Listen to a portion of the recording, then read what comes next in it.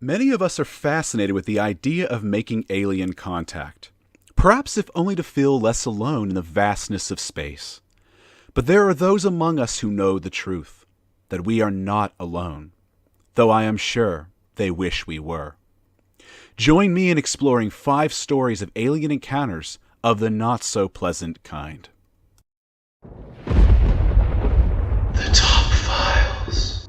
Our first encounter took place in the night of August 21st, 1955, near Kelly and Hopkinsville, in Christian County, Kentucky. The setting? The Sutton family farmhouse, which was owned by Lucky Sutton, who will become a main character in this story. Visiting the Suttons was a man named Billy Ray Taylor from Pennsylvania. He too will play a main role in the events to come. It all began when Billy had gone out to fetch some water from the family's well, when he witnessed a bright object land about a quarter of a mile away. He hurried inside to inform the Sutton family about what he saw, but no one believed him. Not long after, the family dog went crazy about something outside the farmhouse, so both Lucky and Billy grabbed their guns and went out to investigate. This is when the two men encountered a group of 3 to 4 foot tall creatures approaching them.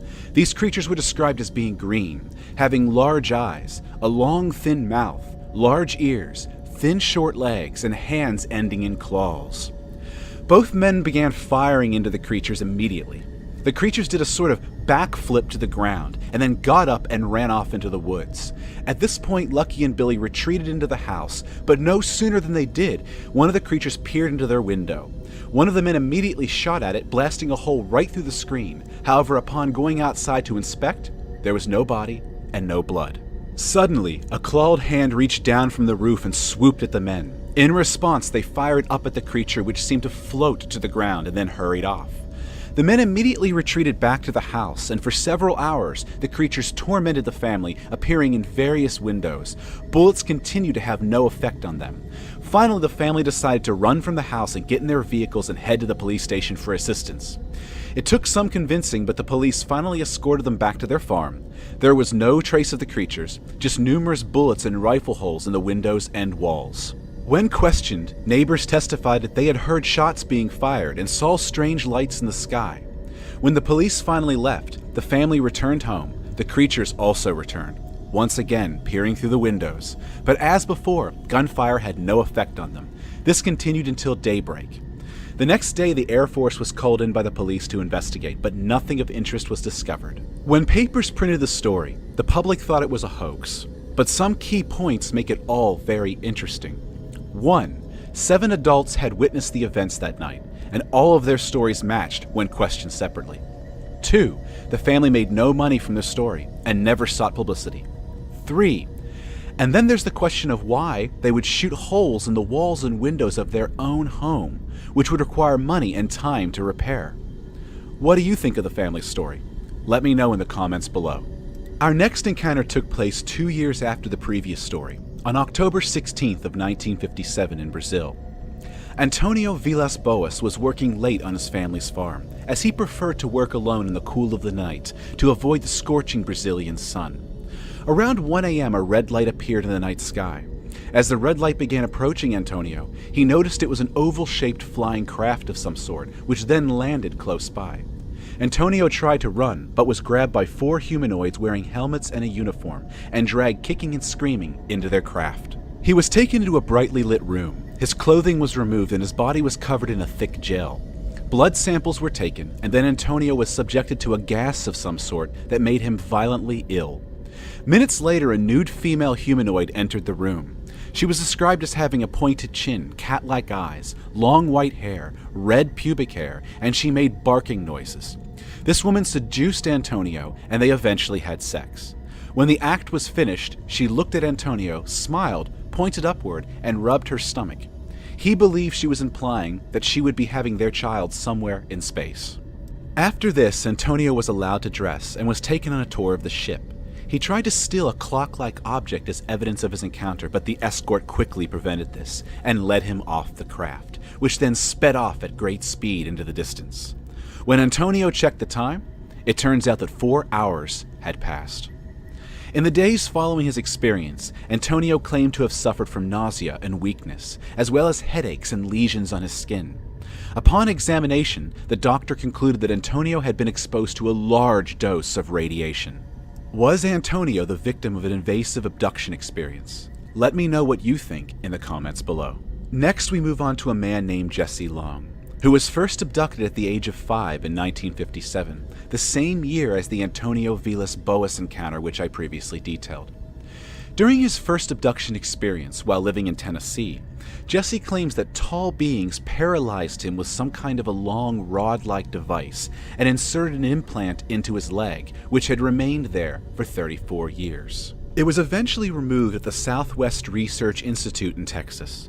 Apparently, when it was closely analyzed in the lab, the object was found to have a very remarkable composition, with unique surface characteristics that could not be explained. According to Jesse, his abductions became a routine experience since the age of 5. In every instance, Jesse describes being led down a long corridor and placed on a flat table. This is where experiments were performed on him, including a very traumatic sperm extraction process. Eventually, he was forced to breed with an alien female, which draws parallels to the previous Antônio Vilas Boas encounter. In 1990, Jesse claims that during a drive from California to New Orleans, somewhere outside of Albuquerque on the I-40, his entire vehicle was lifted onto a craft. Once more, he was placed onto a flat table, only this time, he was presented with a baby as well as 9 other children and was informed by the aliens that they were his. David Jacobs, an investigator, theorized that given thousands of these sorts of cases that are reported each year, there is some sort of exploitative breeding program being implemented by extraterrestrials on humans. What do you think? How would you react to Jesse's news from the aliens? Let me know in the comments below. Next, we move on to one of my favorite encounter stories. This one is pretty famous in UFO lore. It is a story of Betty and Barney Hill, whose encounter took place on September 19, 1961. The Hills were driving back to Portsmouth, New Hampshire after a vacation. Just south of Lancaster, Betty noticed a bright light in the sky, which at first seemed to maneuver around the moon. The object continued to move erratically until it eventually grew bigger and brighter. At this point, Barney Hill stopped the car, and they exited to get a closer look. Through binoculars, Betty witnessed an oddly shaped craft flashing multiple colors of light. When Barney had a look, at first he thought he was seeing a commercial airliner, but given how it was moving, he eventually concluded that it was something else. The Hills returned to their car and began driving slowly along the road to get a better look at the object. At this point, Betty estimated the craft was 60 feet long, using the size of a nearby cliff as reference. The craft began to descend toward their vehicle, forcing Barney to abruptly stop the car. The craft, which Barney described as a huge pancake, hovered 80 to 100 feet above their vehicle. Barney exited the car and through binoculars witnessed 8 to 11 beings peering at him through the craft's windows. They were not human. One of the beings, by telepathy, instructed Barney to stay where you are and keep looking. At this point, the craft began to approach and Barney fled to his car. He told Betty, "They're going to capture us," and began driving at a high speed. Suddenly, the Hills heard a series of rhythmic noises and felt their car vibrate, followed by a tingling sensation which ran through their bodies, and then their minds went quote-unquote dull. There was then a second series of rhythmic noises, and they regained full consciousness, discovering that they somehow traveled nearly 35 miles south with no recollection of how they got there. Upon returning home, they noticed that their watches had stopped working, and consequently never worked again. They tried in vain to remember what had happened, but ultimately their memories were incomplete and fragmented.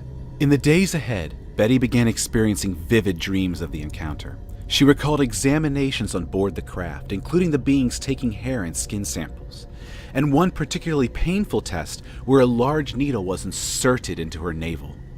After the completion of the tests, Betty engaged in conversation with the leader. He seemed to speak into her mind. It was during this conversation that she asked where they were from, and he shared a map of stars. Shortly thereafter, both Betty and Barney recalled their events in greater detail under hypnosis. Barney recalled keeping his eyes closed out of fear, as the beings took sperm and skin samples and counted his vertebrae, as well as briefly inserting a tube up into his anus. Betty's experience remained similar to her dreams, but now she could remember the star map in vivid detail, and she was able to sketch out what she saw. 12 prominent stars, each connected by varying lines. She was told the stars connected by solid lines were trade routes, whereas those connected by dashed lines were less traveled stars. 7 years after their encounter, in 1968, Marjorie Fish, an amateur astronomer, began analyzing Betty Hill's star map. After several years spent studying thousands of possible vantage points, the only star system that matched Betty's map was Zeta Reticuli. What's most intriguing about this, the data required to match the stars was not made publicly available until 1969 in the Gliese catalog. That's 8 full years after the Hills experience, so how could Betty have known? David Saunders, a statistician, argued that Betty's star map was statistically improbable to have been created simply by chance. He believed their story. I must admit, it is this whole star map detail that made this one of my favorite stories. It satiates not only the alien lover in me, but also the astronomer. What do you think? Let me know in the comments below. The final encounter is a very famous one. It is the story of Travis Walton, which was adapted into a feature-length film in 1993 titled Fire in the Sky. It took place on November 5th, 1975, in the Sitgreaves National Forest near Snowflake, Arizona. Travis was riding with a lumbering crew when he and 6 of his co-workers spotted a flying saucer hovering over 100 feet away. They stopped their truck and Travis got out and walked toward the craft. Suddenly, a beam of light shot from the craft and knocked him backward to the ground. His co-workers immediately fled in the truck. When Travis awoke, he was on an examination table in a humid room, being observed by 3 short, skinny, large-headed, bald creatures with marshmallow-like skin and shiny brown pupils the size of quarters within cat-like eyes. Travis attacked one of them, shoving it backward with ease, describing its body as feeling soft and spongy. Travis grabbed a nearby tube-like object and prepared for a fight. This kept the creatures from approaching, and they eventually left the room. Travis began frantically running through the corridors looking for an exit. He eventually came upon a room with a single chair in the center. The closer he got to the chair, the darker the room became, and he could begin to see stars as if through the walls. He backed away from the chair. The room relit, the stars disappeared, and the walls reappeared. It was at this point he was met by a human-looking, 6-foot-tall, muscular man. Travis was immediately taken by his arm and escorted to another room with 3 other human-looking aliens. 2 of them were men, and 1 was female. He was shoved back onto a table, and they placed what looked like a tubeless oxygen mask over his face, and he immediately blacked out. When he finally came to, he was naked on the side of the highway near Heber, Arizona, over 100 miles from where he was abducted. He saw a flying saucer lift off above him. He described the craft as being 40 feet in diameter and approximately 14 feet at its tallest point in the center. It turns out Travis had been missing for 5 days. He and all of his co-workers but 1 passed their polygraph tests. The one who didn't had received an inconclusive result due to an inability to receive a reading. Some interesting things to note. 1. Despite a massive search aided by dogs and helicopters, no physical trace of Travis Walton was found during the 5 days of his disappearance. 2. To this day, no one has come forth providing evidence of having seen Travis during those 5 days. It remains one of the most intriguing cases of alien abduction yet. What do you think? Please let me know in the comments below. Thank you all for watching. If you've enjoyed this video, then give it a like and share it with your friends and family. Also be sure to subscribe to this channel to be notified about the release of all future content. See you all in the next video.